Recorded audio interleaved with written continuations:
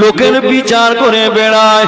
আজকে তো ওমরের ছেলে আজকে নেশা জিনিস খেয়ে ফেলেছে, আজকে ওমরের বিচারটা কেমন হয় আমরা সকলেই মিলে দেখব। মদিনার অলিতে গলিতে সমস্ত জায়গায় খবর হয়ে গেল, মদিনার মানুষগুলো সব পাগলের মতো চলে আসলো। কেননা সেই সময় মদিনার রাষ্ট্রপতি ছিলেন হযরত ওমর ফারুক রাদিয়াল্লাহু তাআলা আনহু। হযরত ওমর ফারুক ওই সময় বলতে লাগলেন, আমার ছেলে মদ্যপায়ী ছেলেকে মদ খেয়ে ফেলেছে, অন্যায় করে ফেলেছে, অপরাধ করে ফেলেছে। কোথায় ছিল জাল্লাদ? জাল্লাদকে ডাকতে বললেন, জাল্লাদ চলে আসলো, ছেলেটাকে জাল্লাদের হাতে তুলে দিলেন। যাও চলে যাও, চলে যাও, আমার ছেলেটাকে 100 ঘা বেত্রাঘাত মারতে শুরু করো, 100 ঘা আঘাত করতে শুরু করো। যতই হোক না কেন অন্যান্য লোকেরা অপরাধ যখন করে এই জাল্লাদ তখন এত জোরে জোরে মারে বাবা। হযরত ওমর ফারুক যে জায়গায় বসে থাকতেন বাবা, ওই জায়গাতে নিজে কানে মারির আওয়াজটা শুনতে পেত। যেহেতু এটা মদিনার রাষ্ট্রপতির ছেলে, জাল্লাদ একটু আস্তে আস্তে মারছে। ওমর ফারুক নিজের সিংহাসনটা ছেড়ে দিয়ে জাল্লাদকে বললেন, ও বাবা জাল্লাদ, ও বাবা জাল্লাদ, অন্যান্য যখন আমি বিচার করি আমার অন্যান্য আসামিদের যেভাবে মারো, আমার ছেলে মদিনার রাষ্ট্রপতি বলে আস্তে আস্তে মারছো কেন বলো? কোথায় আছে চাবুকটা আমাকে দাও। হযরত ওমর ফারুক নিজে হাতে করে চাবুকটা তুলে নিলেন। এত মারতে লাগলেন বাবা, মারতে মারতে মারতে মারতে যেই না 70 থেকে 80 ঘা হয়ে গেল, 70 থেকে 80 ঘা যে হয়ে গেল, বাচ্চাটা আমার চিৎকার দিয়ে কাঁদে, আব্বা আব্বা জান আপনি আমাকে আর মেরো না আব্বা, আমি অন্যায় করে ফেলেছি আব্বা, অপরাধ করে ফেলেছি আব্বা। আল্লাহ নবীর খলিফা হযরত ওমর ফারুক রাদিয়াল্লাহু তাআলা আনহু, হযরত ওমর ফারুক এত মার মারতে শুরু করলো, 80টা যে মারা হয়ে গেল, ছেলে আমার বিদায় নিল, ইন্তেকাল হয়ে গেল। ইন্না লিল্লাহি ওয়া ইন্না ইলাইহি রাজিউন। ছেলে বিদায় নেওয়ার পরে মদিনা শরীফে সব খবর দেওয়া হয়ে গেল, এ মদিনাবাসীরা তোমরা সকলে আমার বাচ্চাটাকে গোসলের ব্যবস্থা করো। গোসলের ব্যবস্থা হয়ে গেল, বাচ্চাটা গোসলের ব্যবস্থা হয়ে গেল। সকলে খাটিয়াটা নিয়ে এসে জানাজার ময়দানে রেখে দিল। জানাজার ময়দানে আসবার পরে বাবা জানাজা হয়ে গেল, সকলে নিয়ে কবরস্থানের দিকে রওনা হয়ে গেল। সকলে মিলে মিনহা খলাকনাকুম ওয়া ফিহা নুঈদুকুম ওয়া মিনহা নুখরিজুকুম তারাতান উখরা। 3 মুঠো মাটি দিয়ে যে যার মতো বিদায় নিয়ে চলে যাচ্ছেন। হযরত ওমর ফারুক মদিনাবাসীদের লক্ষ্য করে বলেছিলেন, ও বাবা মদিনাবাসীরা, ও বাবা মদিনাবাসীরা দাঁড়িয়ে যাও বাবা, দাঁড়িয়ে যাও, ওমরের বিচার এখন শেষ হয়নি গো আমার। জাল্লাদকে বললেন, এই জাল্লাদ চলে যাও বাবা, চলে যাও, আমার হাতে চাবুকটা দাও। চাবুকটা নিয়ে বাকি যে কপিস বাকি ছিল কবরের উপরে থেকে মেরে আদায় করিয়ে নিলেন। জোরে বলুন সুবহান। হযরত ওমর ফারুক আল্লাহ পাকের দরবারে দোয়া করলেন, ও রব্বুল আলামিন, আল্লাহ পাক, আল্লাহ তাআলা, আমি ওমর ফারুক আল্লাহ বিচার করেছি আমার ছেলে বলে আমি ছাড়ি না গো আল্লাহ। আমি আপনার কোরআনের দিকে খেয়াল করেছি, আপনার হাবিবের হাদিসের দিকে খেয়াল করে ইসলামকে প্রতিষ্ঠিত করবার জন্য আমার বাচ্চা বিদায় নিল। তথাপিও আমি খুশি আল্লাহ, আমার বাচ্চাটাকে মাফ করে দাও। আল্লাহ পাক দয়াময়, দয়া করে ইলহাম হয়ে যায়, খুশির খবর চলে আসে। ও আমার মা, আমি আল্লাহ পাক তোমার বাচ্চা জীবনের বিগত জীবনের গুনাহকে মাফ করে আমি আল্লাহ পাক দয়া মায়া দয়া করে আমার 8টি বেহেশতেরই দরওয়াজা খুলে দিলাম। জোরে বলা যায় না, একটু জোরে বলা যায় না। নারে তাকবীর, নারে তাকবীর। এই ওমর ইসলাম প্রতিষ্ঠিত, ন্যায় প্রতিষ্ঠিত করতে গিয়ে নিজের বাচ্চাও চলে গেল। এই ওমর মনে করছে মাথার পাগড়ি আর গায়ের জুব্বাটা মনে হয় আমাকে দেবে। হযরত উসমান ছুটে ছুটে আসছে। জিন্নুর আইন, দুটো নূরের অধিকারী, জোরে বলে। আল্লাহর নবী একজন মেয়েকে বিবাহ করেছেন, তিনি বিদায় নেওয়ার পরে আল্লাহর নবী খুশি হয়ে আর একটা মেয়ের সঙ্গে বিয়ে দিয়েছিলেন, জোরে বলে। তাই ওনাকে বলা হয় জিন্নুর আইন, 2 নূরের অধিকারী, জোরে বলে। ওই ওমর উসমান ছুটে আসছে। আল্লাহর নবী সাহাবায়ে কেরামরা সব আসলেন। হযরত আলী কাররামাল্লাহু ওয়াজহু, ইনি হলেন ইমাম হাসান হুসাইনের বলেন আব্বা জান, ইনিও আসলেন। আল্লাহর নবী বললেন, বাবা আবু বকর, আমার ইয়ামান দেশে, কিরণ দেশে আমার মোহাব্বতের এক উম্মত আছে, তার কাছে বাবা আমার এই মাথার গায়ের জুব্বার মাথার পাকড়িটা দিও। সাহাবায়ে কেরামরা সব তো পাগল হয়ে যাচ্ছে, কি ব্যাপার হুজুর, তাকে তো আমরা কোনোদিন দেখিনি। আল্লাহর নবী বললেন, তার ঘরে তার বৃদ্ধা মা আছে। কি বললে? তার ঘরে তার বৃদ্ধা মা আছে, সেই মায়ের দেখভালের জন্য আমার কাছে আসতে পারার মতন সুযোগ পাইনি। তবে হ্যাঁ, একবার এসেছিল, আমি নবী আমার দেখা পাইনি। হযরত ওয়াইস কারুনী তিনি বারবার মাকে বলতেন, মা আমাকে একটা বার সুযোগ দেন, মা একটা বার সুযোগ দেন নবীর কাছে। বলতে বলতে কোনো সময় রাজি হয় না। একবার রাজি হলেন, রাজি হয়ে মা আবার বললেন, শর্ত দিলেন, কার না মনটা চায় নবীর কাছে যেতে।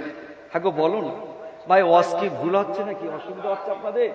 হ্যাঁ, সমাজে আজকে বাপ মাকে ভাত দেয় না, সমাজে আজকে বাপ মাকে কষ্ট দেয়, আছে না? না, এটা বলার দরকার আছে না? না, তুমি যত বড় হাজি হও, আলেম হও, কিছুই হবে না, সব বেকার। কেন? আল্লাহ রসুল বললেন, ওই ছেলেটা যদি হাফেজ হয়, আলেম হয়, আসমান সমূহ যদি নেকি হয়, 1 ডাঁড়ি পাল্লায় দেবে। আর আব্বা মা কষ্ট পেয়েছেন, শব্দ, কি বললাম জোরে বলে, শব্দ আর 1 ডাঁড়ি পাল্লায় দেবে, সমস্ত নেকি হালকা হয়ে শব্দটা ভারী হয়ে যাবে। জানো তোমার বাপ মার কত কষ্ট? কোথায় তুমি থাকো, তোমার বাপ মা ছেঁড়া পোশাক পরে ঈদের ময়দানে গেছে, 3টে ছেলে 4টে মেয়ে, ভালো করে সংসার চলে না, বাড়িতে 2 বস্তা ধান আছে, লোকের বাড়ি থেকে, জমিদারের বাড়ি থেকে খেটে খেটে রাতের বেলা এসছে, কত বড় ছোট কথা বলে, সব মাথা হ্যাট করে শুনেছে। জানে যদি আমি প্রতিবাদ করি, আমার কাজটা যদি চলে যায়, আমার বাচ্চাগুলো খাবে কি? আহা, চাঁদ রাতে, ঈদের সময় চাঁদ রাতে ছেলেরা সব লুঙ্গি গেঞ্জি পরেছে, বিভিন্ন পোশাক পরেছে, এনার ঘরে 4টে মেয়ে 3টে ছেলে। বাপের এসে বলে, আব্বা আমাদের কিনে দেবে না, কলিজাটা তো ফেটে দেয়, কিছু নেই। 2 বস্তা ধান বিক্রি করলো, 2 বস্তা ধান লোকের বাড়িতে নিয়ে গেল, দেয় না, লাই না। কি করবে? বিবিকে বলল, এই দেখো আব্দুর রহিমের মা, তোমার ওই নাকেরটা আছে না, ওটা দাও না, ওটা বিক্রি করে আমার বাচ্চাগুলোর মুখে একটু হাসি ফোটায়, ওটা বিক্রি করে। জানে গরিব মানুষ বলে দোকানদার ইনকার করে, মাল দেবে না বলে চুপটি মেরে দোকানের পাশে দাঁড়িয়ে আছে।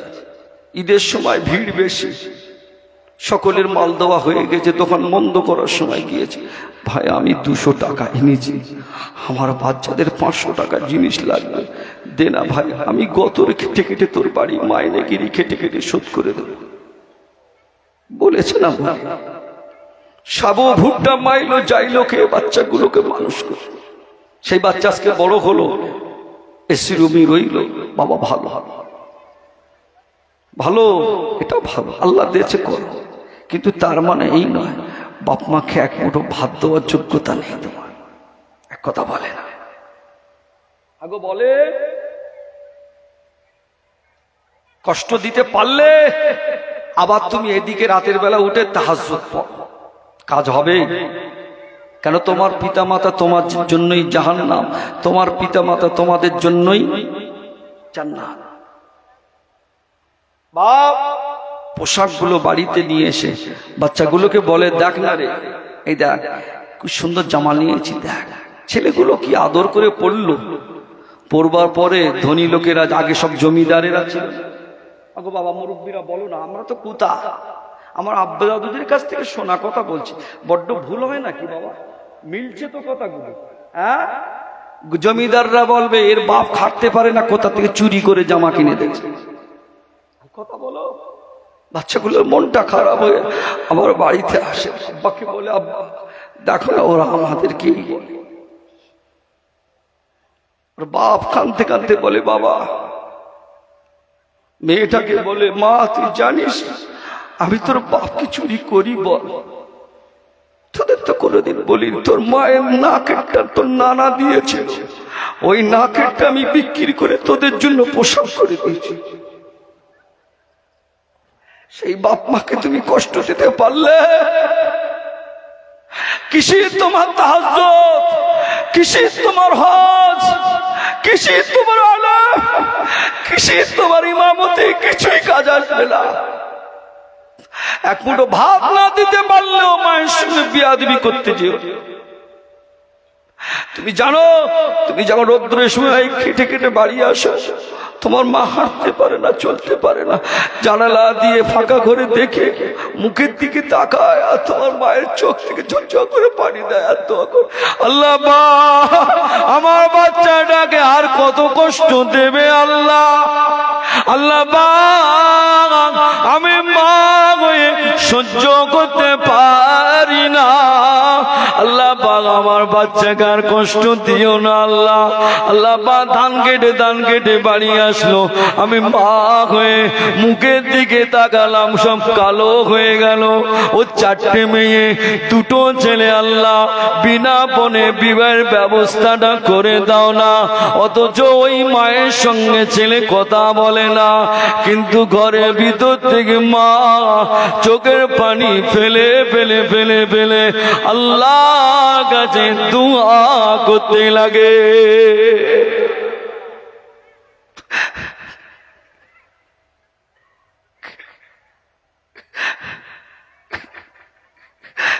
শিয়ালদা থেকে বাবা আঙুর কিনে আনলে, তোমার মা কাছে আগে দেবে। তুমি বাবা আপেল কিনে আনলে, বাবা বাড়িতে এসে তোমার বউ ভাগ করে দেয় 3টা আঙুর তোমার মায়ের, অর্থাৎ তোর দাদির, আর 10টা আঙুর রেখে দিয়েছে। কিন্তু এ ছেলে জানে না, ওর মা জানে আমার 2টো নাতি আছে, ওরা পরে একটু পরে আসবে আমার কাছে। ও দাদিমা, আমার আব্বা আঙুর নিয়ে এসেছিল, তোমাকে আঙুর দিয়েছে, ওই আঙুর দাও না। কেতা বালিশের ভিতর থেকে আঙুর গুলো বার করে বাচ্চাদের হাতে দেয় না। কথা বলে, সেই মাকে তুমি কষ্ট দিলে, সেই বাপকে তুমি কষ্ট দিলে। তুমি কি জানো তোমার মা তোমার জন্য কতই না কষ্ট করেছে?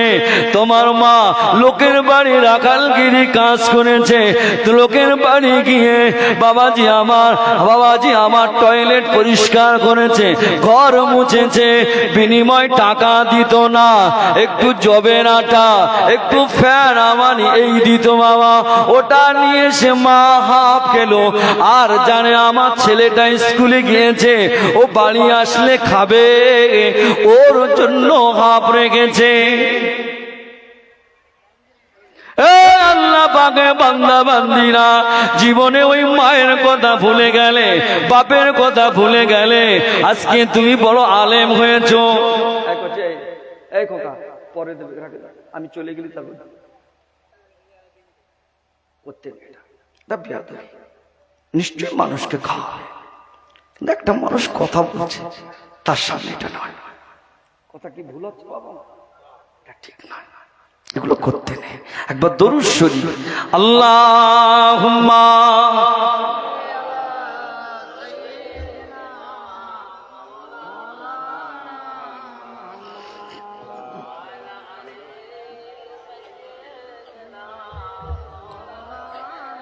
জোরে জোরে পড়েন আল্লাহুম্মা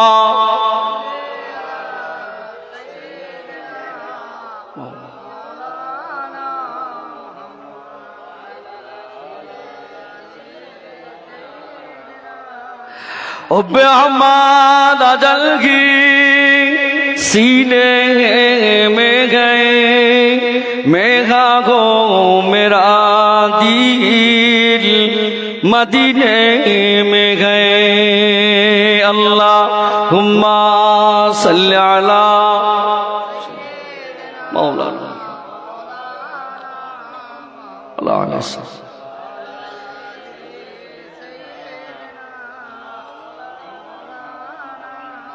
ও আল্লাহ পাকে বান্দা, ও আল্লাহ পাকে বান্দিরা, যে ঘরে মা নেই ওই ঘরে কোনো দয়া নেই, যে ঘরে বাপ নেই সে ঘরে কোনো মায়া নেই। বাপ মা বড় নিয়ামতি জিনিস বাবা, যদি কথা যদি না হয় রেজেকে বড্ড কষ্ট হয়। বাপ মার কাছে যাও, মা আমি অমুক কাজে যাই, মা তুমি দোয়া করো। আল্লাহ নবী জানিয়ে দেন ফুরফুরা শরীফে হুজুররা দোয়া করলে ওই দোয়াটা কবুল হতেও পারে নাও পারে বাবা। আমি দোয়া করলে ওই দোয়াটা কবুল হতেও পারে না পারে, কিন্তু না না আম্মা জান আব্বা জান যদি তার সন্তানের জন্য যদি দোয়া চায়, ওই দোয়াটা আল্লাহ পাকের দরবারে কবুল হয়ে যায়। আর জোরে বলুন সুবহান আল্লাহ। নবী জানিয়ে দিলেন ও আমার সাবিরা, ও আমার সাবারা, আমার মাথার পাগড়িটা, আমার গায়ের জুব্বাটা আমার কাছে নিয়ে এসো। ওয়াজ কিন্তু ভুলে যায়নি, এটাই বলছিলাম তো। আমার মাথা পাগড়িটা, আমার গায়ের জুব্বাটা আমার কাছে নিয়ে এসো। ও বাবা আবু বকর, বাবা আবু বকর, ও বাবা ওমর, ও বাবা উসমান আলী কাররামাল্লাহু ওয়াজহাহু আজমাইন আলাইহিমুস সালাম, সমস্ত সাহাবায়ে কেরামদেরকে সম্মুখে ডাকলেন। বাবা আমার মহব্বতের উম্মত আছে, ওয়াইস কারণে আমার মাথা পাগড়িটা, আমার গায়ের জুব্বাটা, আমার ওয়াইসকে দিও বাবা। হুজুর বেয়াদবি মাফ করুন, হুজুর বেয়াদবি ক্ষমা করুন। হুজুর ওয়াইসকে তো আমরা দেখিনি কোনোদিন, মদিনার মসজিদে নববী শরীফে মনে হয় কোনোদিন আসিনি। আল্লাহ নবী বলেছিলেন বাবা এসেছিল, আমি রাসূলুল্লাহ সাল্লাল্লাহু আলাইহি ওয়াসাল্লাম ওই দিন বাড়িতে ছিলাম না। এদিকে মা শর্ত দিয়েছিল মনে আছে, মা বলেছিল বাবা যেতে তুমি দেবার অধিকার আমি তোমাকে, পারমিশন তোমাকে আমি দেব গো বাবা, তবে মনে রেখে দিও বাবা, আমাকে তুমি রেখে দিয়ে যাচ্ছ বাবা, তবে রেখে দিয়ে যাও যাও, আমি কটা দিন ম্যানেজ করে নেব বাবা। আমি বৃদ্ধা তোমার মা, কিছুই আমি হাঁটতে পারি না, তুমি আমাকে লোকের ছাগল চড়িয়ে চড়িয়ে কিছু দুধ দহন করে আমার কাছে নিয়ে আসো, আমি ওগুলো খাই, এইভাবে আমি জীবন যাপন করি বাবা। ও বাবা বেটা ছেলে ওয়াইস, আমি তোর বৃদ্ধা মা, তোর কাছে আমার একটাই শর্ত, মদিনা শরীফে আমার নবীর কাছে তুমি যাবে যাও, তবে হ্যাঁ আমার নবী যদি বাড়িতে যদি না যদি থাকে, 1 মিনিটও লেট করা যাবে না, ফিরে বাড়ি চলে আসতে হবে। ও আল্লাহ পাকে বান্দা বান্দিরা, হযরতে ওয়াইস কারুনী রহমাতুল্লাহ আলাইহি আম্মা জানকে বুঝিয়ে আম্মা জান রায় দিয়ে দিলেন। শর্তর বিনিময় রায় হলো হেঁটে হেঁটে হেঁটে হেঁটে হাঁটতে পারে না, কমজোর হয়ে গেল, দুর্বল হয়ে গেল, চুলগুলো উস্কো খুস্কো হয়ে গেল। মদিনার পাহাড়গুলো টুপিয়ে টুপিয়ে টুপিয়ে টুপিয়ে যখন এই আসরের আজান শুনতে পেল, হযরতে বেলালের আজান শুনতে পেল, মনের ভিতরে একটি খুশি খুশি ভাব এসে গেল। মদিনা শরীফের কিছুটা দূরে গেল, বলে বাবা মদিনার মসজিদ নববী শরীফটা বাবা এখান থেকে কতটা দূরে বাবা? বলতে লাগলো বাবা ওই যে দেখা যায় ওটাই হলো মদিনার মসজিদ নববী শরীফ। হযরতে ওয়াইস কারুনী রাহমাতুল্লাহ আলাইহি হেঁটে হেঁটে হেঁটে হেঁটে জান্নাতুল বাকি পাশ দিয়ে হেঁটে হেঁটে হেঁটে হেঁটে আল্লাহ নবীর মেম্বারের পাশে গিয়ে একটি গিয়ে খাজুর গাছে হেলান দিয়ে দাঁড়িয়ে রইলেন। দাঁড়িয়ে যাওয়ার পরে আল্লাহ নবী সাহাবীরা আছেন, আল্লাহ নবী সাহাবীদের সালাম দিলেন। সালাম দেওয়ার পরে জিজ্ঞাসা করলেন বাবাজি আল্লাহ নবী কি বাড়িতে আছেন? বলে হ্যাঁ আল্লাহ নবী বাড়িতে নেই, এই মুহূর্তে বাড়িতে নেই। আল্লাহ নবীর ঘরের দিকে আগিয়ে গেলেন, সালাম দিলেন, দরওয়াজার পাশে দাঁড়িয়ে সালাম দিলেন বাবা আসসালামু আলাইকা ইয়া রাসূলুল্লাহ ইয়া হাবিবাল্লাহ। হুজুর সালামের জবাব আসলো না, দ্বিতীয়বার সালাম দিলেন। তৃতীয়বার দেওয়ার পরে ভিতর থেকে আম্মা জান আয়েশা সিদ্দিকা রাদিয়াল্লাহু তাআলা আনহা সালামের জবাব দেওয়ার পরে বলতে লাগলেন আল্লাহ নবী বাড়িতে না। হযরতে ওয়াইস কারুনী কেঁদে কেঁদে কেঁদে কেঁদে রোনাজারি করতে লাগলেন আল্লাহ এতটা দূর থেকে আসলাম, কষ্ট করে আসলাম, মায়ের কাছ থেকে রাজি করে আসলাম, আমার নবীকে যদি একটা বার দুটো নয়নে যদি দেখতাম, দুটো চোখে যদি দেখতাম, আল্লাহ শাস্তি জান্নাত হারাম হয়ে যেত, আল্লাহ শাস্তি জান্নাত হারাম হয়ে যেত। এইটা মনে করে মায়ের কথা মনে পড়ে গেল। হেঁটে হেঁটে হেঁটে হেঁটে আবারও বাড়িতে ফিরলেন। বাড়িতে ফেরবার পাশাপাশি যেই নাকি দরওয়াজার সামনে গিয়ে দাঁড়ালেন, সালাম দিলেন, সালামের জবাব দিলেন। আম্মা জান বলতে লাগলেন বাবা ওয়াইস বাড়িতে আসলে? হ্যাঁ আম্মা জান বাড়িতে আসলাম, মনটা বড় খারাপ, চোখ থেকে অঝোর নয়নে পানি গড়িয়ে যায়। আম্মা জান জিজ্ঞাসা করেন বাবা ছেলে, ও বাবা বেটা ছেলে নে, তুমি তো মদিনা শরীফে গিয়েছিলে, আমার নবীর কাছে গিয়েছিলে, আমার নবীর সঙ্গে দেখা করে আসলে তোমার মনটা তো খুশি থাকবে। ছেলেটা আমার ওয়াইস আমার কাঁদতে কাঁদতে বলেছিলেন আম্মা জান বেয়াদবি মাফ করুন মা, বেয়াদবি ক্ষমা করুন মা, আল্লাহ নবী বাড়িতে নেই, আমি ওই অবস্থাতে আপনার ওসিয়াত পালন করবার জন্য আবার 1 মিনিট লেট করলাম না, ফিরে বাড়িতে চলে আসলাম। আম্মা জান বলে রে ছেলা কাঁদিস নে রে, কাঁদিস নে, চলে যা কাজে চলে যা। এদিকে আল্লাহ নবী কিছু সময় পরে বাড়িতে আসলেন।